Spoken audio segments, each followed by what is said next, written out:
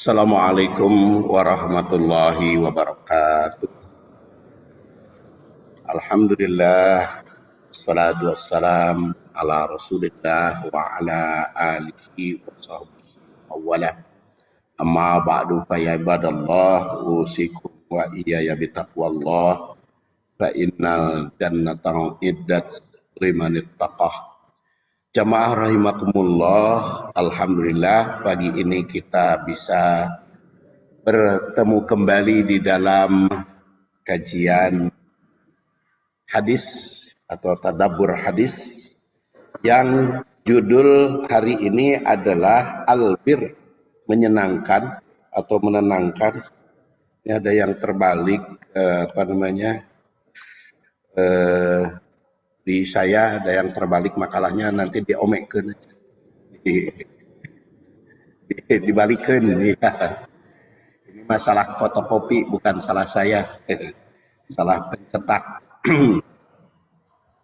Albir menenangkan dan al-ism meresahkan, yaitu hadis yang diriwayatkan oleh Abu Abdillah Ahmad bin Hanbal yang kita kenal dengan Imam Hambali. Haddatsana Zaid bin Yahya ad-Dimsyaqi qala haddatsana Abdullah bin Al-Ala qala sami'tu Muslim bin Mishkam qala sami'tul Husanni yaqul qultu ya Rasulullah akhbirni bima yahillu li wa yuharramu alayya. Qala fasa'ada Nabi sallallahu alaihi wasallam wa sawwaba bin nadar wa qala Nabi sallallahu alaihi wasallam albir ma sakanat ilaihin nafsu wa tma'anna ilaihil qalbu wal ismu ma lam taskun ilaihin nafsu walam yatma'inna ilaihil qalbu wa in aftakal maftun wa qala la taqrab lahmal khimar al ahli wala dana bin minas siba. Hadis diriwayatkan oleh Ahmad bin Hanbal yang kita kenal dengan Abu Abdillah. Kata Imam Ahmad telah menceritakan kepada kami Zaid bin Yahya ad-Dimsyaqi, orang Damaskus berarti ya. Ia berkata telah menceritakan kepada kami Abdullah bin Al-Ala.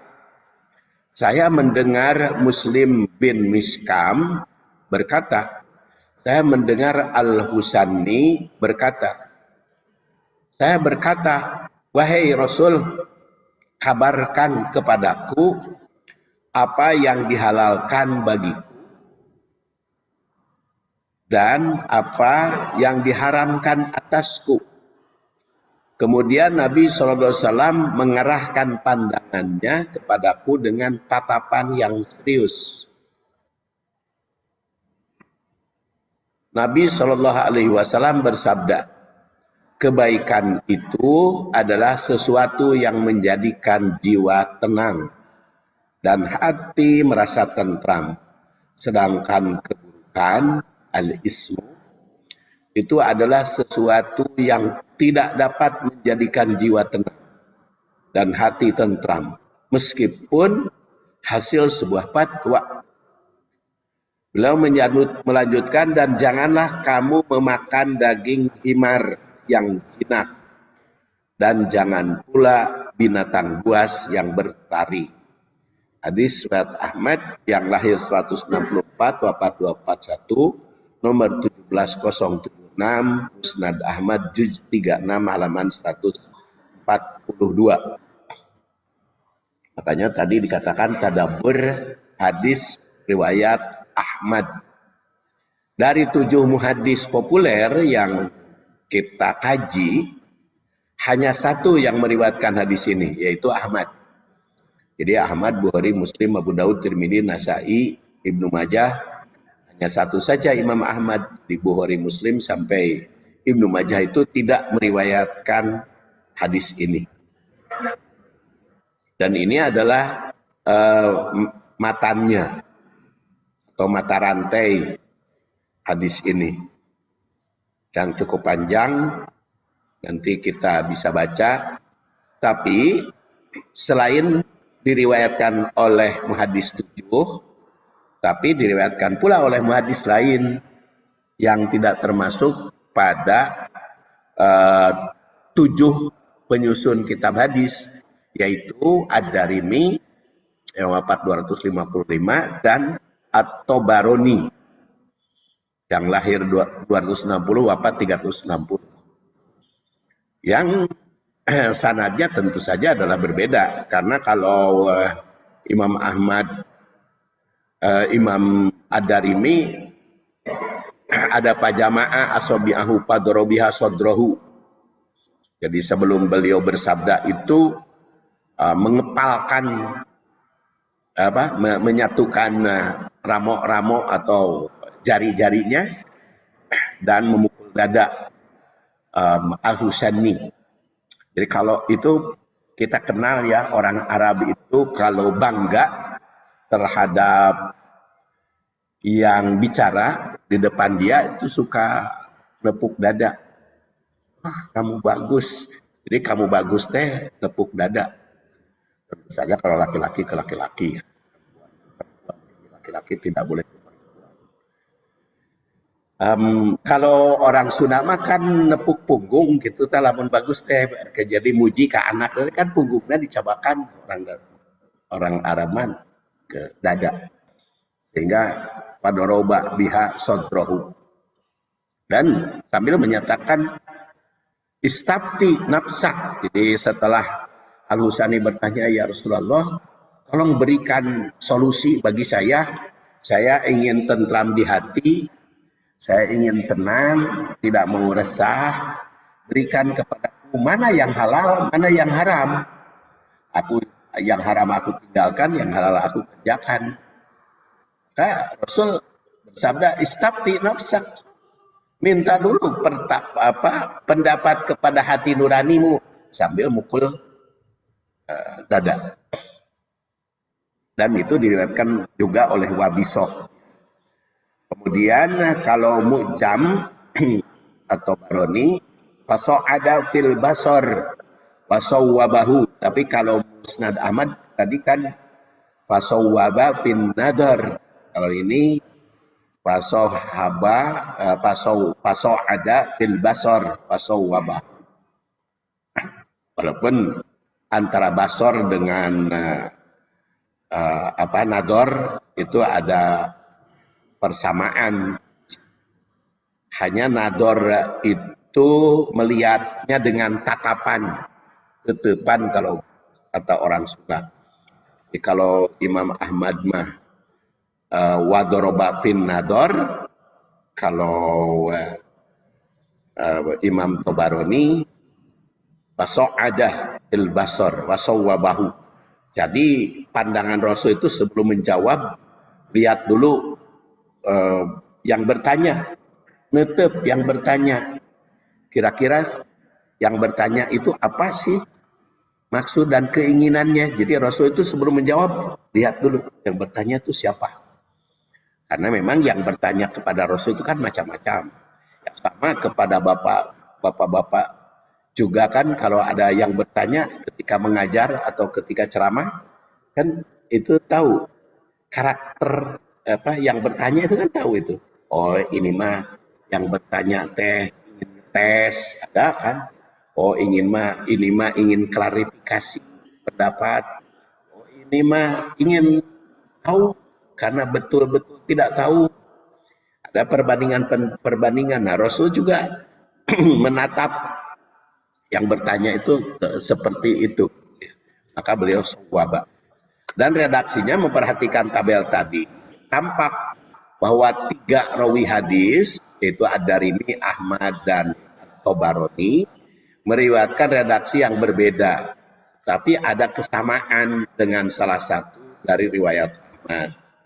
Jadi ada kelengkapan, yaitu ada kelengkapan tambahan.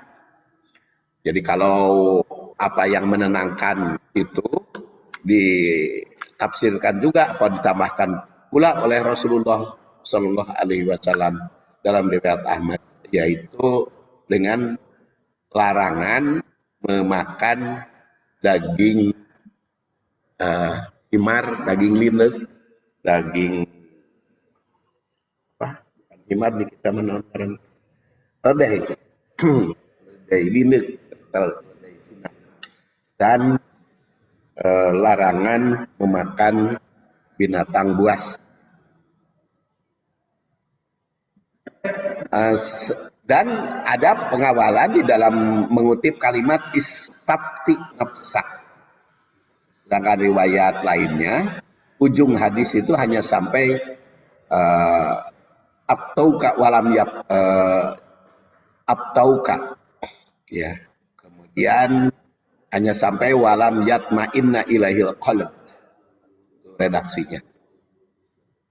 Sedangkan sanadnya menurut riwayat Ahmad ini, kemudian At-Tabarani ada yang panjang tentu saja. Kalau At-Tabarani otomatis lebih panjang sanadnya, mata rantainya, karena beliau kan lahir pada abad 3, wafat di abad ke-4, ya. Umur At-Tabarani itu 100 tahun beliau. Kekhasan mata rantai sanad, sahabat yang meriwayatkan hadis ini ternyata ada 2, yaitu ada Wabisah al-Asdadi dan Abu Sa'labah al-Husani, yang dua-duanya konsultasi kepada Rasul. Jadi kalau tadi ada redaksi yang berbeda, Rasul itu bersabda, bisa saja karena kebetulan yang konsultasinya beda, maka nasihatnya ada sedikit perbedaan. Itu ada Wabisah bin al-Asadi dan Abu Sa'labah al-Husani. Tabi'in hadis ini ada Muslim bin Miskam, ada Ayub bin Abdullah, dan atba tabi'in juga berbeda, ya. Kemudian kita telusuri riwayat Ahmad. Kata Imam Ahmad, haddatsana Zaid bin Yahya ad-Dimsyaqi. Beliau termasuk kibar tabi'ul atba, jadi senior, tabi'ul atba senior. Kemudian kata ad-Dimsyaqi, dia menerima hadis dari Abdullah bin Al-Ala, dan Abdullah bin Al-Ala mendengar Muslim bin Miskam. Muslim bin Miskam sebagai tabi'in pertengahan. Kemudian dari sahabat, yaitu Al-Husani, yang kita kaji dari Al-Husani, yang diriwayatkan pula oleh At-Tabarani, bukan hanya Imam Ahmad. Riwayat Al-Husani tidak perlu saya uraikan, mangga di awas. Okay. Tarikh hadis ini jelas di dalam historisnya karena ada pertanyaan sahabat. Jadi itu asbabul wurud hadis ini. Jadi kepada Rasul berkonsultasi apa yang mesti dilakukan, apa pula yang mesti dijauhi, supaya hati tentram, supaya hati tenang. Maka Rasul memberikan nasihat. Makanya sebelum memberikan nasihat, Rasul itu menandaskan dulu istafti nafsak atau istafta nafsak, minta fatwa dulu kepada hati nurani. Bukan istafti, istafta nafsak. Minta fatwa kepada hati nurani. Karena apa? Karena hati nurani itu bisa menilai sesuatu baik atau tidak. Jadi sebelum minta fatwa kepada diri sendiri itu bisa. Karena hati nurani manusia itu selalu positif. Kalau gorijah, tabiat bisa beda-beda. Di hati nurani nama lamun berbuat salah atau berbuat jelek, pasti hatinya tidak tentram. Kalau berbuat baik, pasti hatinya akan tentram. Dan Rasul itu tahu betul sifat sahabat yang bertanya, apa yang diperlukan. Sebelum minta fatwa kepada orang lain, tanya dulu diri sendiri sebelum bertanya kepada orang lain. Kemudian kasih hadis Abdullah bin Abdurrahman bin Fadil bin Bahram bin Abdus Samad Tamimi Ad-Darimi, atau yang dikerap disapa panggilan Ad-Darimi, itu meriwayatkan hadis ini dari sahabat Wabisoh, dan dengan sanad yang hasan. Sedangkan Ahmad dan At-Tabarani meriwayatkan hadis ini dari sahabat Al-Husani dengan sanad yang sahih. Jadi ada jalur yang hasan, ada jalur yang sahih. Jadi hadis ini diriwayatkan oleh Ahmad Ad-Darimi menurut Al-Albani, kritikus hadis abad ke-20 Masehi, menyatakan bahwa hadis ini dalam targhib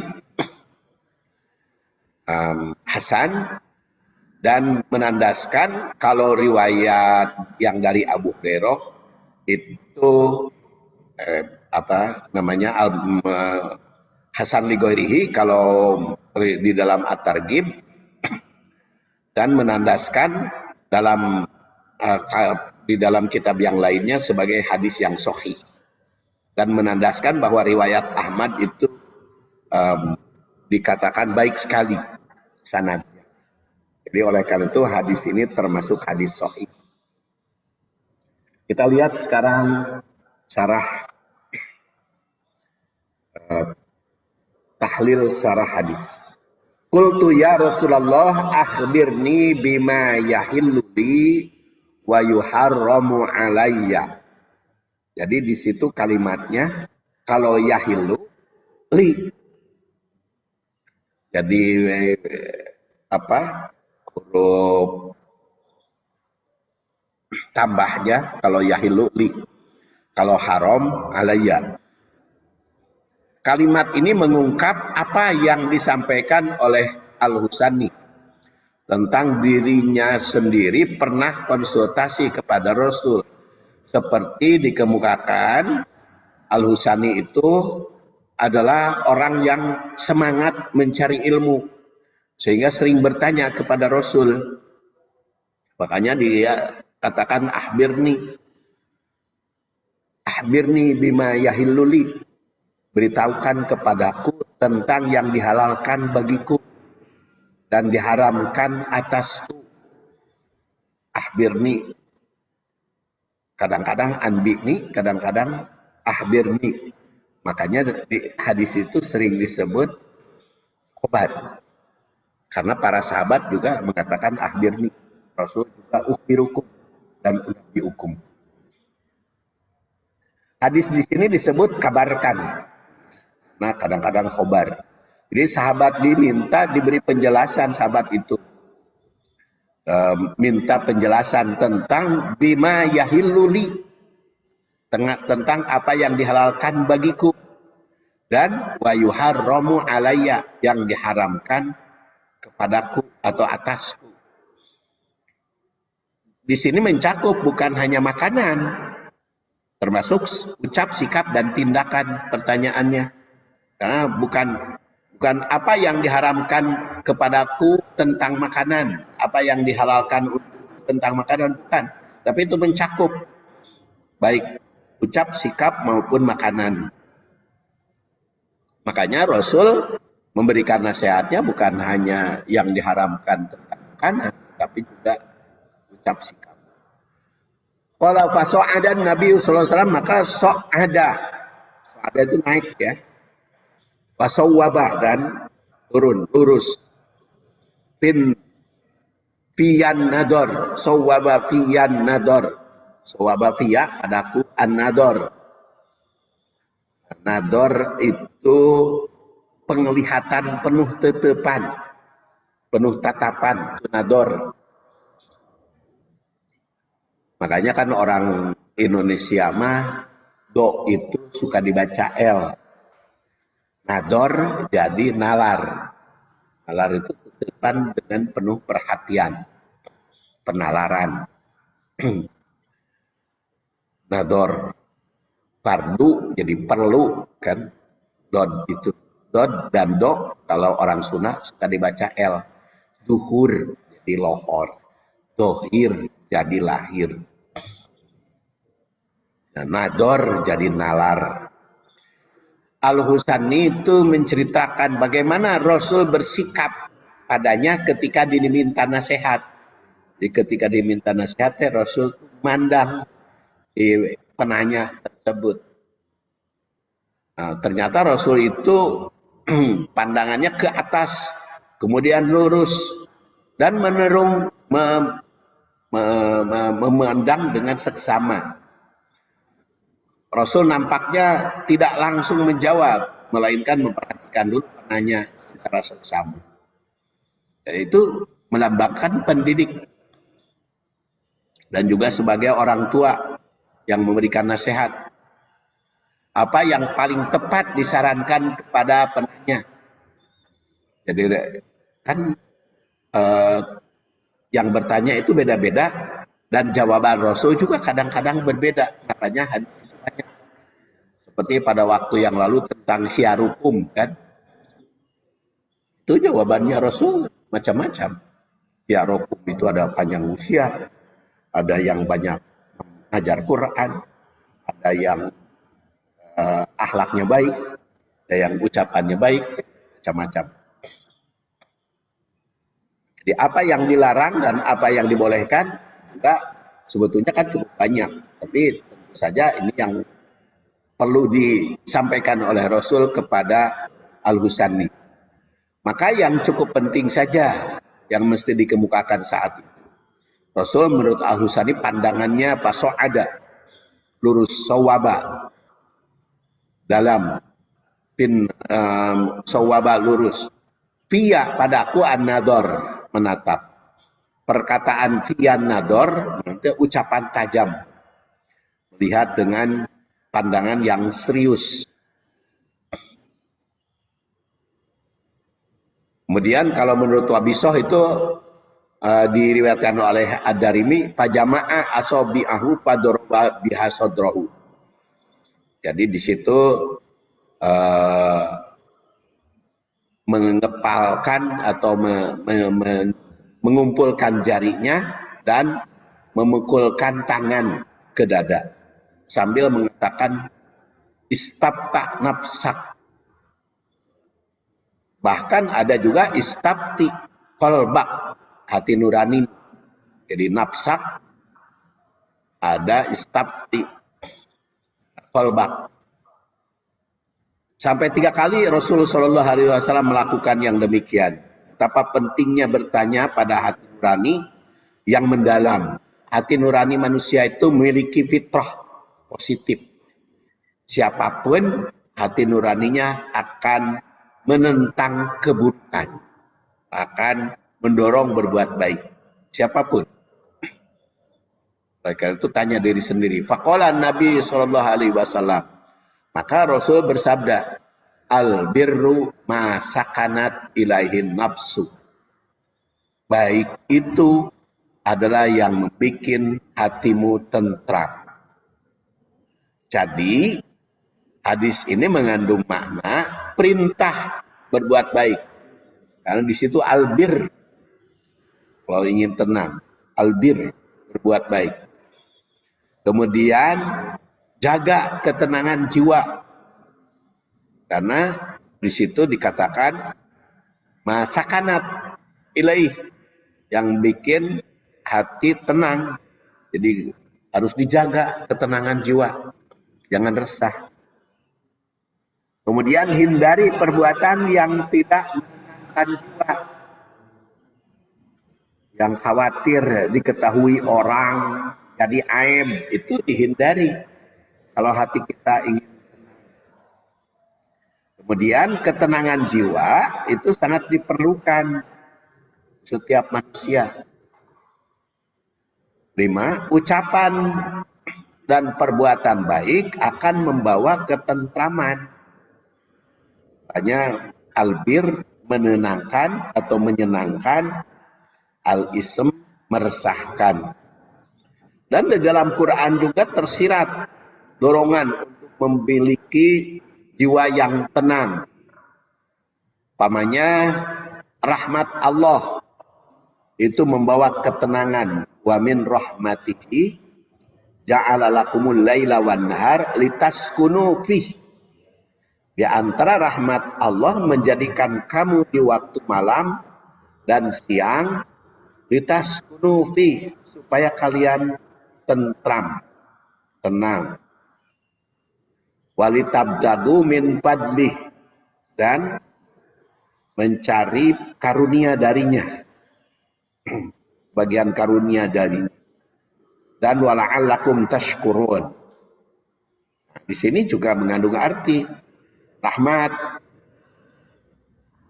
membawa ketenangan, sehingga malam menjadi waktu utama beristirahat, dan nahar untuk aktivitas. Tabdagu min fadli, mencari karunia, dan tashkurun, bersyukur.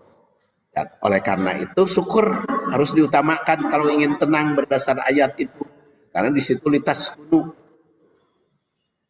Jadi rahmat mendatangkan ketenangan jiwa. Pergantian siang dan malam membawa hikmah, membawa hikmah yang besar. Karena apa? Ada istirahat. Dan di siang hari menjalani kesibukan. 3, ketenangan itu perlu diwujudkan oleh setiap manusia. 4, antara siang dan malam hidup manusia itu bervariasi.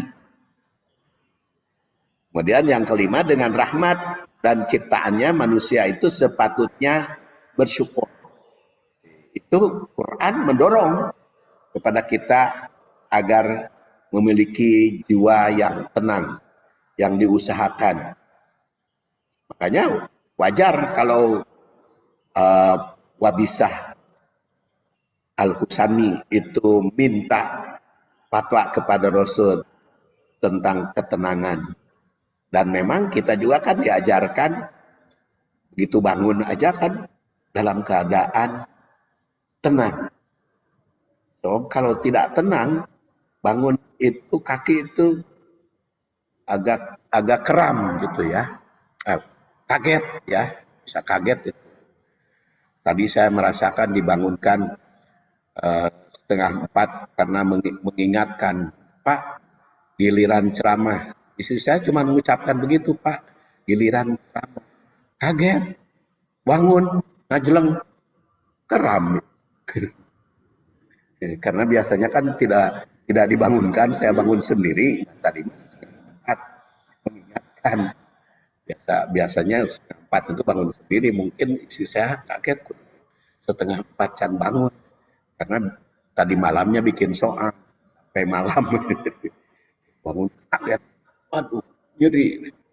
Jadi itu seharusnya bangun itu jangan kaget. Alhamdulillah, bersyukur hadirat Allah Subhanahu wa taala. Alhamdulillah. Ya pada ma'amatana wa ilaihin nusyur. Jadi itu mendidik kepada kita persepsi positif, gitu, kaget.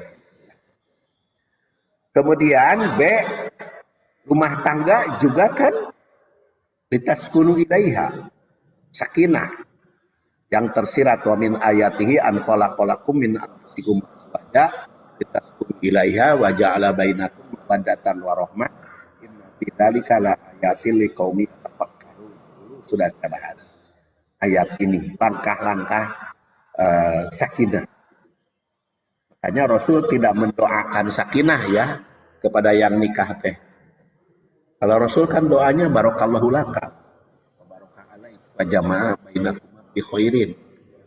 Jadi bukan semoga sakinah mawadah warohmah kan Rasul kan, tapi barokallahu laka wa barokah alaik. Kenapa Rasul tidak mendoakan sakinah mawadah warohmah? Ternyata sakinah mawadah warohmah mah kudu diusahakan, bukan hanya mengandalkan doa. Doa mah barokah, barokah kan dari Allah. Kalau sakinah mawadah warohmah harus diusahakan. Sakinah itu tentang tentram, tenang.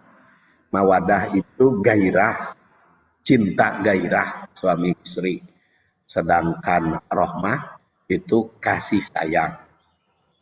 Memang tiga hal ini perlu diusahakan oleh suami istri dan oleh dua-duanya.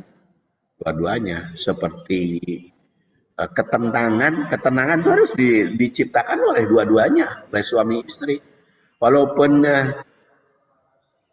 yang satu tenang, hari yang lain tidak tenang, kan bisa terbawa. Begitu pula gairah. Suami unggul, pemanya bergairah kepada istri. Istrinya kurang bergairah kepada suami, itu juga tidak terjadi kegairahan, mawadah. Dan kemudian juga rahmah kecintaan. Nah, itu yang dua-duanya itulah mungkin yang dikehendaki barokah. Kemudian yang ketiga, surat 40 ayat 61, itu pemanfaatkan siang dan malam itu agar menjadi ketentraman. Allahul ladzi ja'ala lakumul laila litaskunu fihi wan nahara mubsira innallaha ladu fadlin 'alan nas walakinna aktsaran nas la yashkurun. Allah lah yang menjadikan malam untukmu agar kamu beristirahat padanya dan menjadikan siang terang benderang agar kamu bekerja. Sungguhnya Allah benar-benar memiliki karunia yang dilimpahkan kepada manusia. Tetapi kebanyakan manusia tidak bersyukur. Jadi kenapa tidak membuat tenang, tidak membuat tentram? Kalau berdasar ayat ini kurang syukur. Ya, makanya kalau kita ingin tenang banyak bersyukur. Kemudian tambah iman, itu juga menjadikan ketentraman. Walladzi anzala sakinah fi qulubil mu'minin liyazdalu imanan ma'a imanihim. Itu sakinah. Jadi berdasar ayat ini, sakinah itu diturunkan dari Allah kepada qalbu, hati nurani orang mukmin, dan terus bertambah iman. Jadi jika ingin memiliki hati nurani dan jiwa yang sakinah, tentram, langkahnya adalah peningkatan iman. Makanya surat Ar-Rum ayat 21 tadi diawali wa min ayat. Kemudian sakinah itu didapat karena setia pada Rasul. Laqad radiyallahu 'anil mu'minin id yubayyi'unaka tahta syajarah fa'alima ma fi qulubihim fa anzala sakinah 'alaihim wa asabahum fathan qariba. Ini kan latar belakang ayat ini berkaitan dengan peristiwa Hudaybiyah. Tahun ke-6 Hijriah. Jadi Rasul pernah mengerahkan jamaah, ada yang mengatakan 1.400 jamaah, ada juga yang mengatakan lebih dari itu. Sudah mengerahkan jamaah untuk melaksanakan ibadah umroh. Sudah kering, sudah berangkat dari Madinah. Tapi ternyata sampai di Hudaybiyah dihalangi oleh kaum musyrikin karena disangkanya rek perang. Padahal mau umroh. Sehingga Rasul dihadang. Nah, sehingga akhirnya kan Rasul membatalkan umroh. Membatalkan umroh dengan menyembelih hewan. Untuk membatalkannya itu. Nah, para sahabat itu kan tidak tenang. Sudah biasa, sudah berusaha sekuat tenaga kok tidak jadi.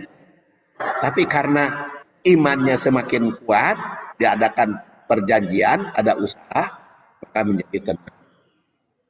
Berbaiat tadi. kepada Rasul sallallahu alaihi wasallam. Jadi ketenangan jiwa. Watma'anna ilaihil qalbu. Hati merasa tentam.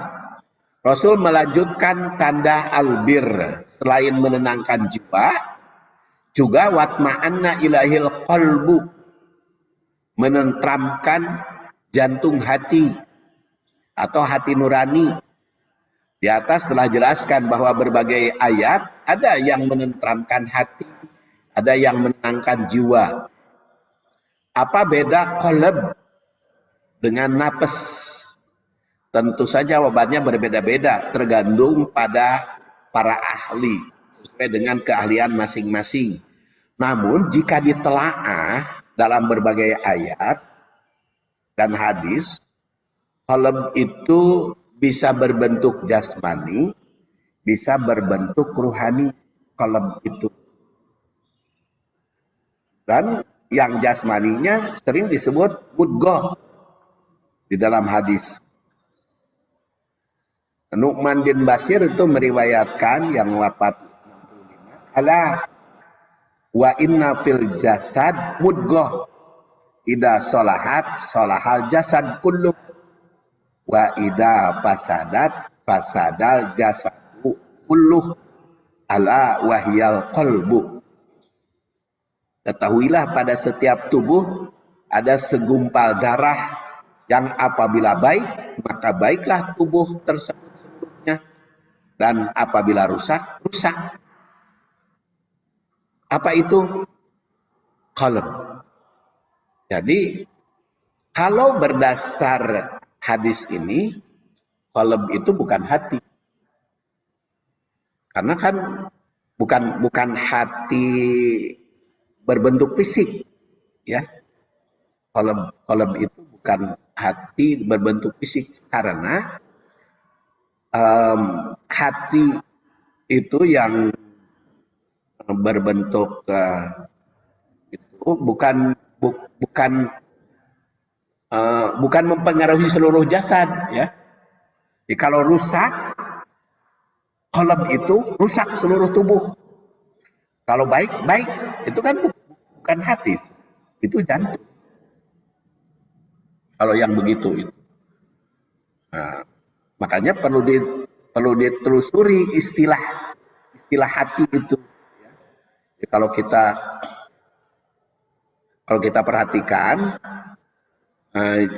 jika memeriksa orang sakit sebelum yang lain, maka periksanya kan bukan hati, tapi jantungnya. Jadi dalam hadis ini tegaskan gumpalan itu adalah qalb, yang sering diartikan dalam bahasa Indonesia hati. Tentu saja awalnya hati nurani mungkin, tapi karena supaya ringkas hati unggul. Jika dipahami istilah qalb itu secara fisik, akan berarti jantung. Karena yang berpengaruh besar pada kesehatan dan kesakitan seluruh tubuh itu bukan hati fisik, tapi jantung.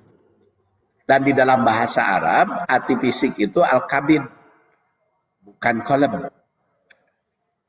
Sebagaimana diriwayatkan dari Ibnu Umar, mukhillat lakum maitatani wadamani. Dihalalkan bagi kalian 2 bangkai dan 2 darah. Fa'amal maitatan, 2 bangkai, falhut, ikan, wajarod, dan belalang. Wa amad daman, adapun 2 darah, kabid. Wattihal kabid, ini hati dan limpa. Jadi kalau secara fisik mah hati mah kabid dalam bahasa Arabnya, bukan qalb. Jadi qalb mah arti asalnya qalb itu kan bolak-balik. Ya muqallibul qulub, sabit qalbi ala dinik. Qalb itu bolak-balik. Yang bolak-balikan darah itu kan jantung gitu. Bukan hati makan sebagai saluran pemasak, ya, penyaring dan lain sebagainya. Jadi kalau yang membulak-balikan jantung.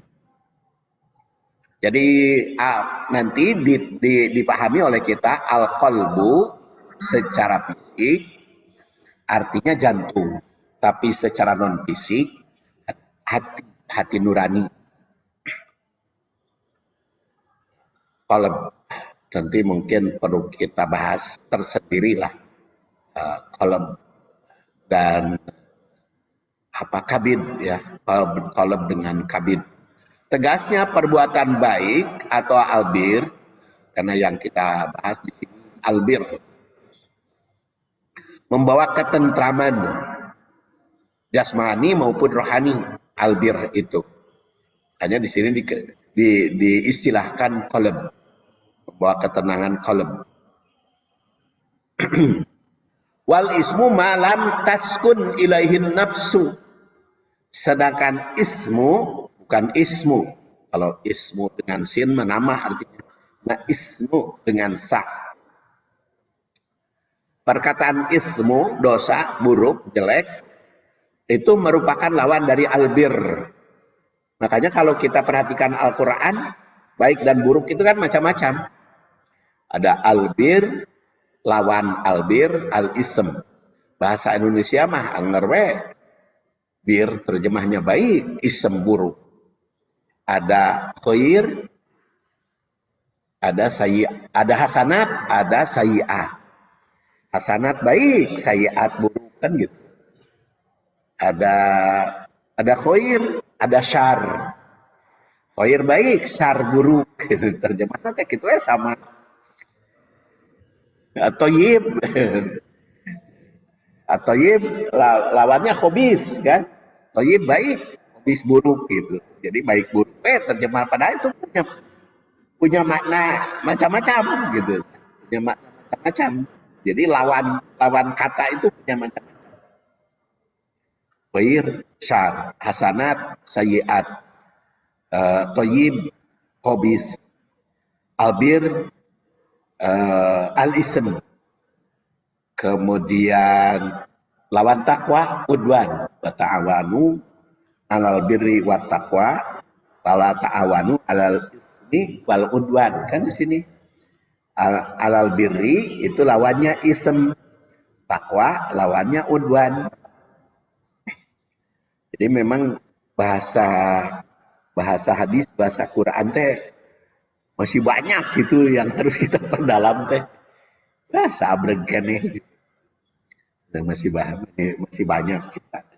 Apa bedanya itu? Baik ma'ruf. Nah, ma'ruf itu kan munkar lawannya. Ma'ruf juga baik, bahasa Indonesia kan munkar jelek gitu. Tapi dalam bahasa Al-Quran pasti itu maknanya macam-macam yang perlu kita telusuri. Jadi banyak, makanya Ustadz membahasnya itu cukup mendalam ya. Ayat ini memerintah tolong menolong dalam kebaikan dan takwa. Bahasa Indonesia kan kebaikan, bir. Serta melarang tolong menolong dalam perbuatan dosa, ism, dan permusuhan atau pelanggaran. Kemudian juga di dalam surat Al-An'am, wadaru dohirol ismi wabatinah. Jadi tinggalkan dohir ism obatinah dan innaladina yaksibunal isma sayujzauna bima kanu yaftarun. Ism juga. Dan di sini dikatakan malam taskun ilahin nafs. Jadi kalau istilah kepada qalb mah tumaninah, yatmain. Kalau kepada nafas taskun, sakinah, sakinatun nafas. Sedangkan di sini tumaninah qalb, hati nurani secara ruhani dan jantung secara jasmani. Jadi menjadi tidak tentram, walam yatma'inna ilahil qalb. Berbuat dosa itu walam yatma'in ilahil qalb. Makanya di hadis lain dikatakan albir husnul khuluq. Bir itu husnul khuluq, wal ismu mahaka fi sodrika. Nah, ism itu yang menggetarkan di sodrik haka fi sodrika. Wa karihta ayat toli'a alaihin nas, dan tidak mau diketahui orang.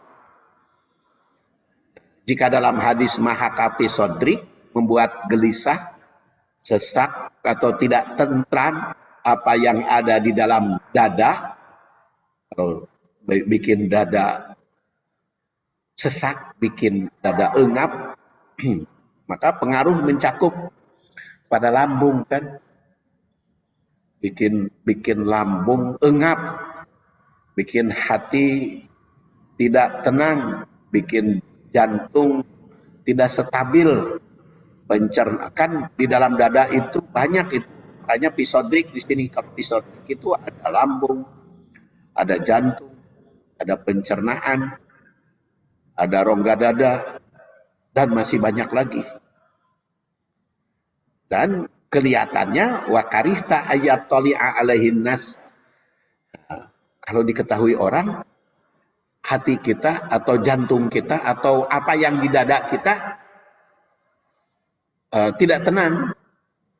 Bisa lambungnya, lambung juga kan, penyakit lambung itu macam-macam kan. Ketika istri saya kemarin dirawat di rumah sakit, karena menurut dokter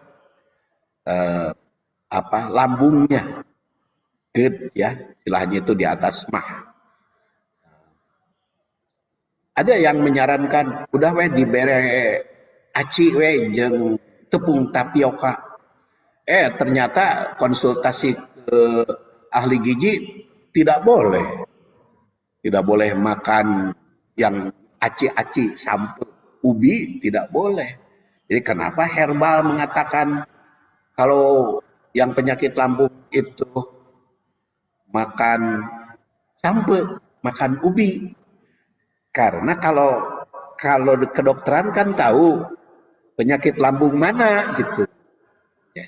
Lambung itu ternyata macam-macam kan penyakitnya. Seperti stroke. Tahun 2017 saya stroke. Kemudian ada yang menyarankan obat Cina. Sehingga istri saya mencari ke toko Cina di obat.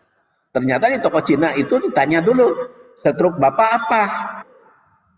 Istri saya nanya, kok stroke-nya macam-macam gitu? Sehingga nanya ke dokter, dok, stroke Bapak itu apa? Itu katanya pecah pembuluh darah, bukan tersumbat. Karena stroke itu ada yang tersumbat, ada yang pecah. Itu tanya TK Cina, oh nggak boleh katanya diobati yang 1 juta itu kalau yang pecah pembuluh darah. Ingat itu yang ada 1.500.000 secara langsung stroke teh. Tapi mungkin itu yang tersumbat. Kalau yang pembuluh darah pecah, banget. Nah juga begitu. Karena ternyata setelah banyak konsultasi, akhirnya saya kesimpulan, ulah wani-wani karena herbal helaan. Kudu tanya dulu ya, herbal itu macam-macam. Dan memang ada di antara saudara saya juga tidak mau ke dokter stroke-nya. Lumayan, terus bertahun-tahun, terus sembuh-sembuh stroke-nya. Padahal itu pakai herbal teh karena tidak mau ke dokter, takut diberi obat kimia. Kalaupun disarankan, padahal lebih dulu dia stroke-nya daripada saya. Ya lebih dulu saya stroke-nya daripada dia. Saya lebih dulu atau terbalik ya. Dia yang lebih dulu dari saya, karena pokoknya mah sembuhnya lebih dulu saya gitu. Iya, jadi bisa bareng, tapi dia belum sembuh. Ya lebih dulu dia. Padahal saya telat, tapi bisa sembuh. Katanya, kata perawat, kemarin saya sudah sembuh total katanya stroke-nya. Karena ketemu dengan perawat al-Islam, Pak Saifuddin itu yang stroke 2017, mohon geuning jag-jag waringkas kieu cenah. Masih kene ngantur istri turun naik ngurus ke rumah sakit. Alhamdulillah saya bilang masih bisa lah turun naik ngadorong istri mah. Iya Pak, tapi tetapnya memberikan perhatian hati-hati. Itu wa in abtaqal maftun. Nanti kalau terlalu panjang kaganggu. Wa in abtaqal maftun, walaupun kamu minta fatwa. Jadi walaupun minta fatwa tetap hati nurani, hati nurani. Masih ada balelol. Itu ditanya. Kemudian la taqrab lahmal himar. Jangan mendekati daging keledai yang jinak. Ahli keledai yang dipelihara. Keledai itu kan macam-macam, ada keledai liar, ada keledai diurus. Tapi di sini himar ahli. Jadi yang dipakai itu biasanya kalau di Mesir mah air ya. Menyalurkan air itu dengan himar kan, muter gitu. Jadi pompa air dari Sungai Nil itu dikesawahkan, itu pakai himar yang muter. Jadi itu irigasi. Dan memang yang mengharamkan himar ahli itu banyak dan pakai ahliyah juga. Harrama Rasul sallallahu alaihi wasallam menurut Abu Sa'labah luhumal khumur al ahli. Kemudian cukup banyak yang mengharamkan. Kemudian juga diharamkan itu adalah binatang buas, ya seperti harimau, minasiba, singa, dan jangan pula binatang buas yang bertaring. Ini merupakan nasihat lanjutan dari yang lain disampaikan oleh Rasulullah Shallallahu Alaihi Wasallam. Dan naha an aklidi nabin minasiba. Rasul melarang memakan daging hewan buas dan bertaring. Karena ada juga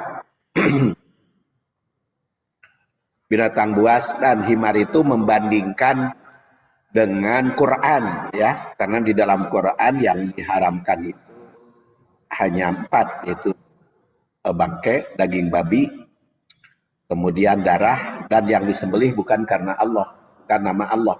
Tapi kok di sini ada hadis yang melarang binasiba, binatang buas, binatang bertaring, serta himar ahli. Bagaimana itu?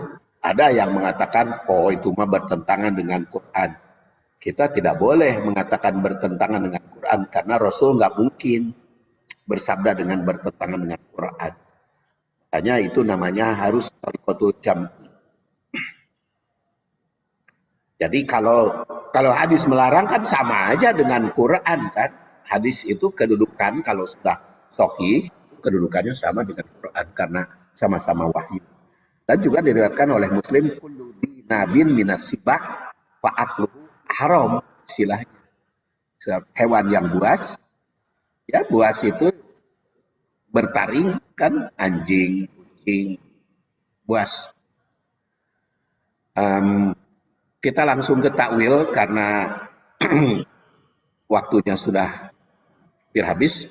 Satu, Rasul SAW sebagai konsultan segala hal, maka selalu siap ditanya. Hadis ini menggambarkan seorang sahabat yang mengalami kurang tentram. Maka Rasul memberikan nasihat. Tapi sebelum dinasihati, minta dulu fatwa kepada hati nurani. Kedua, pertanyaan pada Rasul dari sahabat itu mencakup segala aspek kehidupan. Oleh karena itu solusi dari Rasul. Kemudian ketiga, Al-Husani itu sahabat bertanya, akhbirni bima yahilluli wa yuharrama alayya wa yuharram alayya. Maka Rasul memberikan yang haram, mana yang halal. Kemudian Rasul sebelum menjawab faso'ada wa sawwaba ya nadar. Jadi memperhatikan dulu penanya kemana arahnya. 5. Baru Rasul bersabda setelah beliau melihat karakter para sahabat. Maka selain al-ism tadi, maka latak rob lahmal himar al-ahli waladana bin minas siba. Kemudian apa yang dilarang di sini sebagai tambahan hukum pada apa yang dikemukakan di dalam Quran. Jadi kalau di dalam Quran hanya 4, tapi di dalam hadis ini ada 2, ada tambahan, maka ini sebagai tambahan hukum. Tatbiknya, pendidik sebagai konsultan mesti siap diminta nasihat. Kemudian 2, terdidik mesti bertanya kepada guru. Karena para sahabat juga bertanya kalau tidak tahu. Pendidikan perlu memilih metode yang bisa menyenangkan. Maka Rasul hanya hati nurani, itu kan bikin tenang. Kalau ingin tahu mana yang salah, mana yang baik, coba hati nurani. Itu basyiru, memberikan berita gembira. Hati nurani tahu. Wala tunafiru, wa yassiru, wala tu'asiru, jangan mempersulit. Ya. Kemudian pendidikan mesti membimbing pada perbaikan budi pekerti. Jadi sebelum Rasul menjawab tentang yang diharamkan, yang dihalalkan, beliau bina. Bir al-ism. Karena innama bu'istu liutammima makarimal akhlak. Dinilai oleh Nasiruddin Albani itu sebagai hadis sholihul hadis sahih. Kemudian 5, hati nurani itu bisa dijadikan pertimbangan. Karena kulub Bani Adam itu hati Bani Adam di sini sungguhnya hati manusia itu di antara 2 jari. Jadi bisa hati nurani itu bisa dijadikan pertimbangan. Itulah Bapak-bapak rahimakumullah. Mudah-mudahan ada guna manfaatnya kajian tadabbur hadis riwayat Ahmad. Maka kita akhiri dengan doa subhanakallahumma wa bihamdik asyhadu an la ilaha illa anta astaghfiruka wa atubu ilaik. Assalamualaikum warahmatullahi wabarakatuh.